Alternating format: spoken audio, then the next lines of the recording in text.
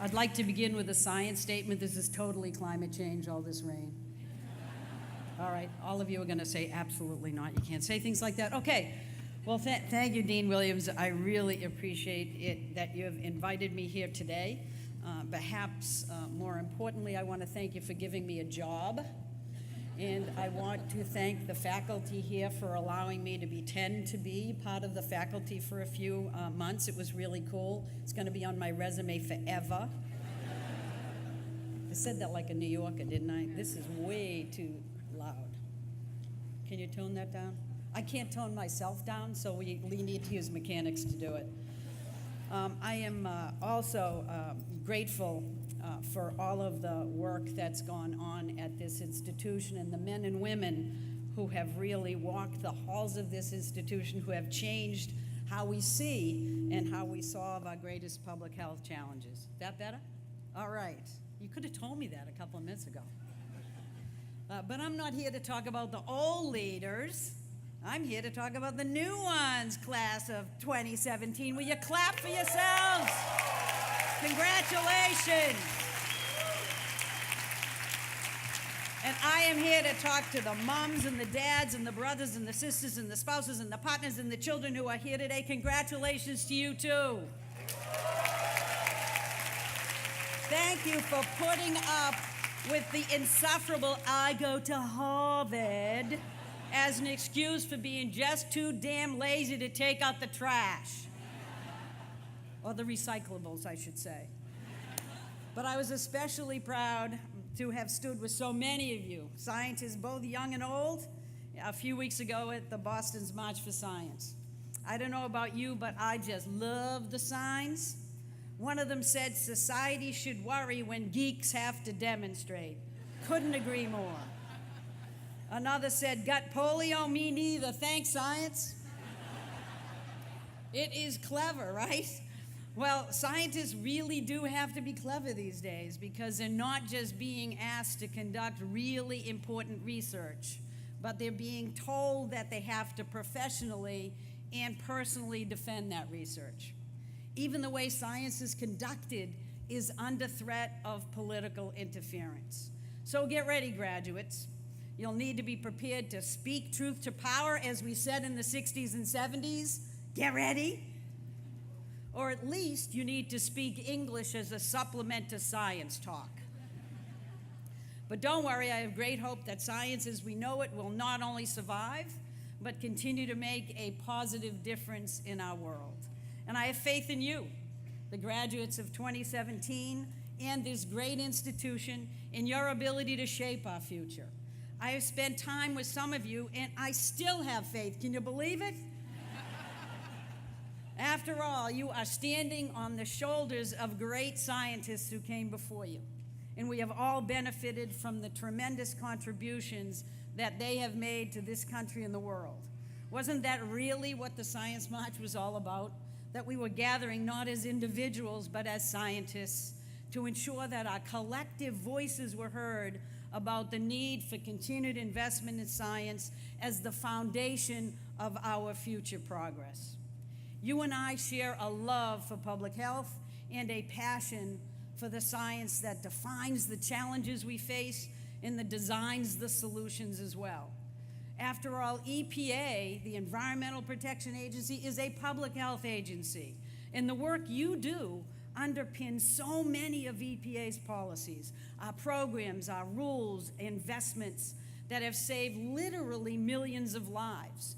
And if all goes well, we'll continue to save those millions as long as those protections are in place. Grads, you have exciting opportunities ahead of you to make a positive impact in the world, and you have an absolute obligation to try to do that, because that is what a Harvard THTN education is all about. You don't just learn, but you serve through that learning. It's become clear to me as I've worked at each level of government that people everywhere are just desperately looking for trusted, independent advisors who can help them understand the world they live in, the risks they may be facing, and how do they keep themselves and their families healthy and safe. Unfortunately, In many ways, government is no longer viewed as that trusted independent advisor that folks can really embrace. Partisan rancor have led people to question what is fact and what is fiction. Old folks in this audience will remember it's just like the Memorex commercial, right? Is it real or is it Memorex? I don't know. But people still value and will increasingly depend on experts like you.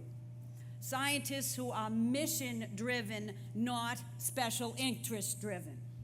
Scientists who are accountable not just for the research that you deliver, but for the transparent, fair, and unbiased process that you follow. Today, social media provides an incredible opportunity to share a wealth of vital information and to bring people together, but far too often it is used to spread alternative facts and to drive people apart. It has provided an easy vehicle for non-scientists to call into question science that is absolutely essential to help guide critical decisions that are going to matter about your health and your future. Things like climate change science. For example, when climate scientists have said climate warming trends over the past century are extremely likely due to human activities, I don't like that sentence, but that's what they say. Climate deniers use this precise language to make the case that scientists really aren't sure. It's just some kind of a crapshoot, right? And then when scientists made the extraordinarily interesting point, always that follows, that science is constantly evolving. Duh! They say that all the time. I have no idea why the hell one has to say that. Of course it is. But when you say it in the context with that first one, you not only don't know what you're talking about, but let's sit around and wait till science settles out. That's how it's used, folks. That's the challenge that we face. Because we all know that science is constantly evolving. But when you go up to someone, it's sort of like going up to someone and saying, so how are you today? They say, I'm fine. But my cells are constantly changing, so I'm not sure what I'm going to be the next sentence. Stop talking like that. Of course you know you're fine. Whatever happens, you could get hit by a car the next day. What do you know? So here's an idea. What if we just say that scientists have concluded that there is overwhelming evidence that climate change is real, men are causing it, and that's why women need to run the world. That's a science statement.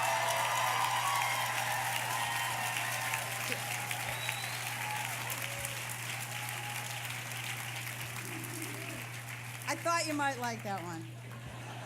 All right, maybe I got carried away a little bit, but you do know that anthropogenic emissions technically mean man-made.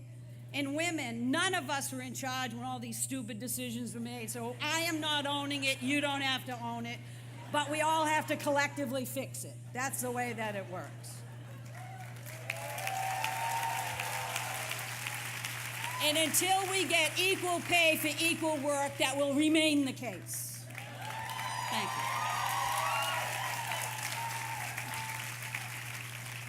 you. You know, climate science is complicated. I know why you say things the way you do, but despite that fact, we can say with absolute clarity that climate change demands immediate action to avoid what is essentially the most significant existential challenge of our time.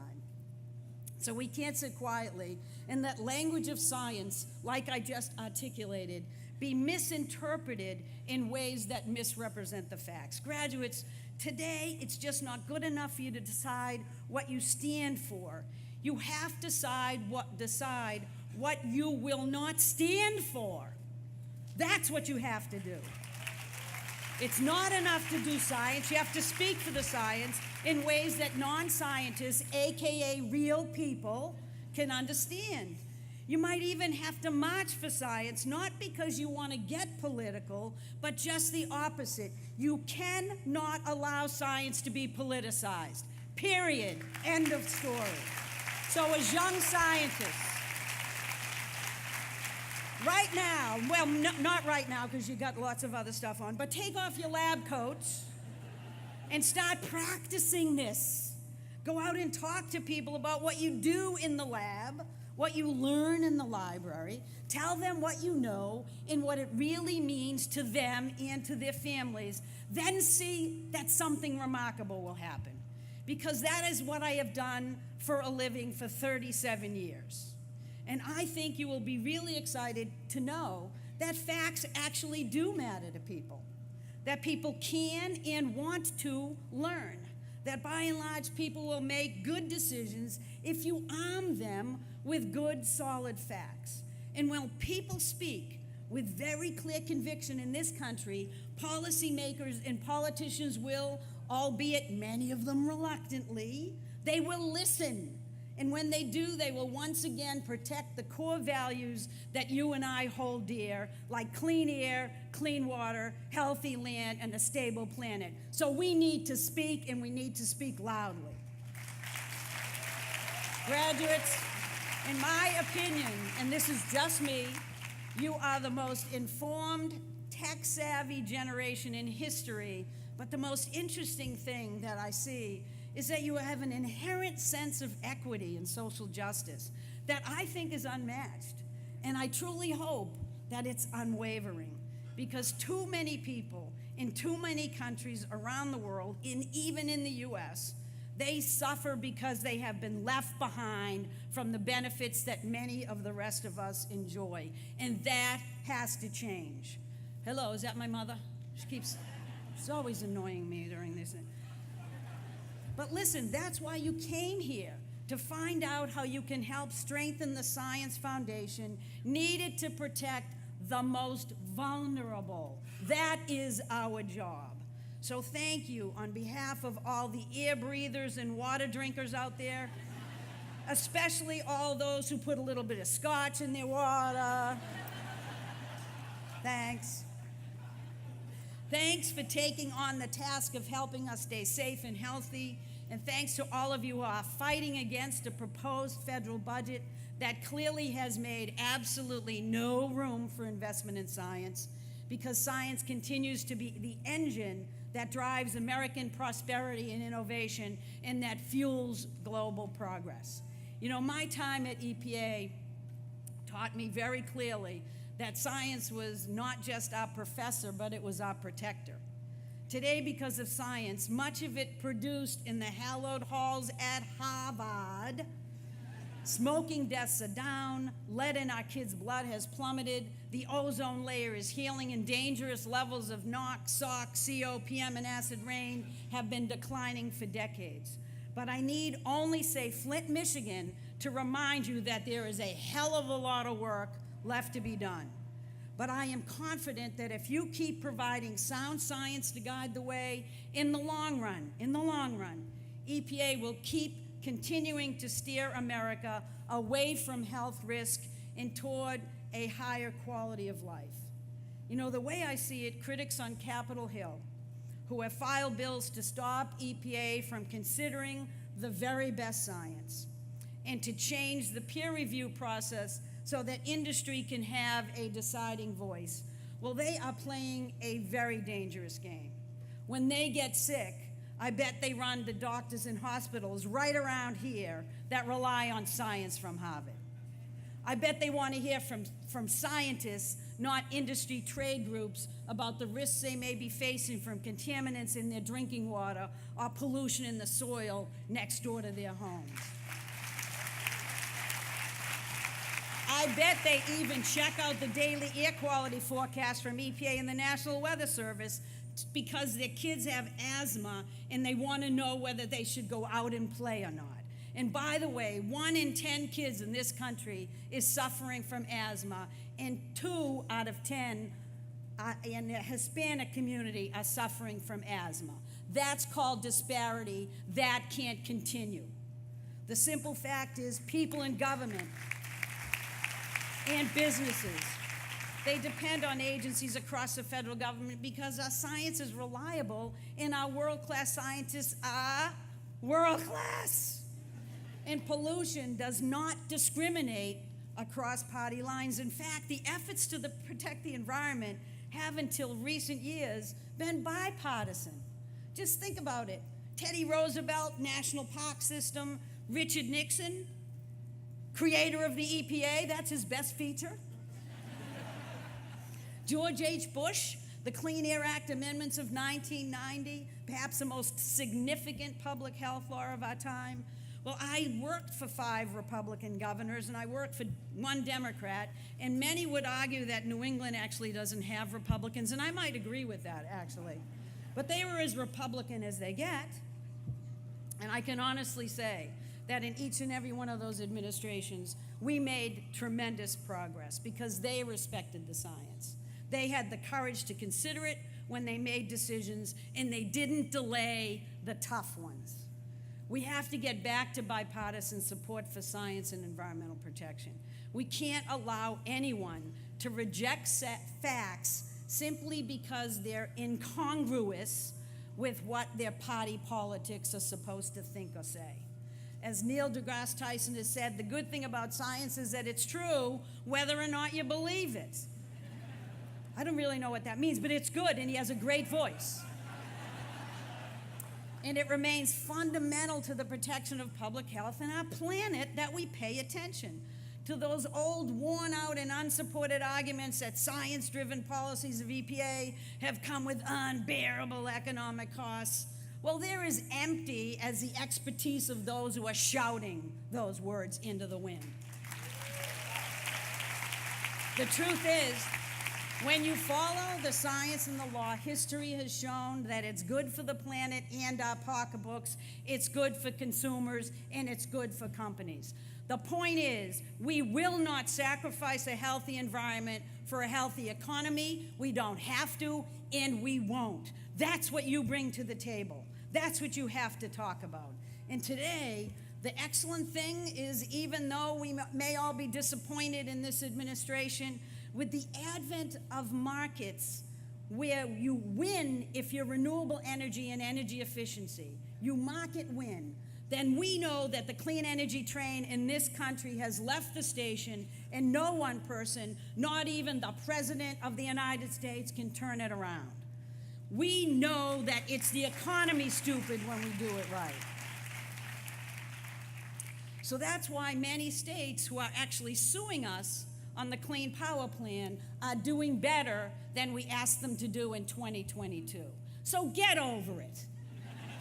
We can take a big step forward on climate change. We can make it work. We can combine it with great standards on air. We can make our lives better and keep our planet stable and protect our kids' future. This is what happens when you do sound science, when you communicate it effectively, and when leaders actually listen. So graduates, keep your foot on the gas. Put your faith in American ingenuity and entrepreneurship. That is what we do best. That is how we roll in this country. And this 4 years is never going to change that. You can't let it, and I won't let it. Because a clean, healthy environment, it's not window dressing. It's a basic human right, and it's the foundation of our economy. So at times like these, when public officials consider bills that undermine the science, budgets that eliminate critical investments, throw snowballs on the Senate floor to disprove global warming, that was a good one, or take other steps to undermine public health for personal gains, it just has to be a stark reminder of the importance of our obligation to clearly and persistently convey what science tells us, why it matters, and what we can do about it. But you know what?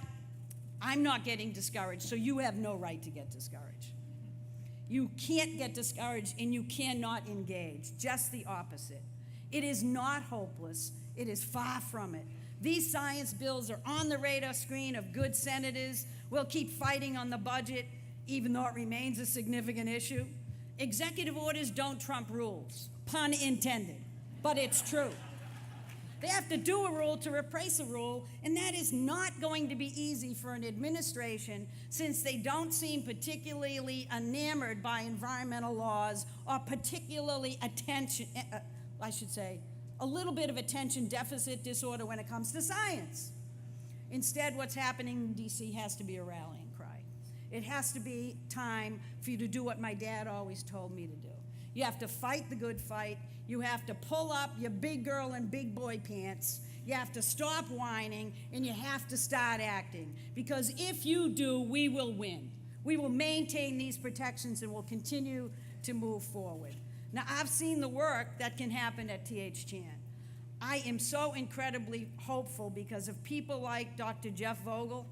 He was a Harvard MPH from just last year. He created an app called Recover Me to better aid people from suffering from workplace injuries. And there are so many others. I have hope because of Catlin Powers.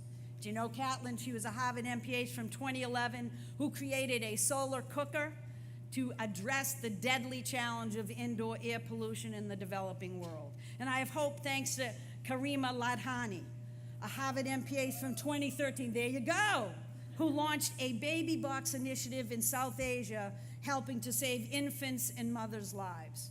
There are so many small and large stories like these, including breakthroughs like the 6 city studies, that give me hope and should give you energy as you move forward. So let me thank you again personally for choosing to do this work, for being an inspiration as to what can be when you're fed up with what is, for thinking about health not as an individual luxury, but as a public necessity, one that calls on the best and the brightest minds, ones that deserve to be defended at all cost. You know, there's another sign that stuck with me that at the Science March, and it simply said, "Science needs heroes." So lastly, let me ask you to be that hero. Be someone's trusted independent advisor.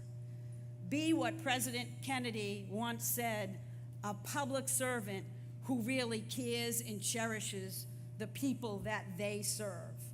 He also once said, we choose to go to the moon in this decade and do other things, not because they're easy, but because they're hard. So you didn't come to Harvard because it was easy. You came here because you wanted to do something special with your lives. So live the rest of your life as if you were still here at TH Chan, learning and discovering, because our world just might depend on it. Congratulations, everyone, and best of luck.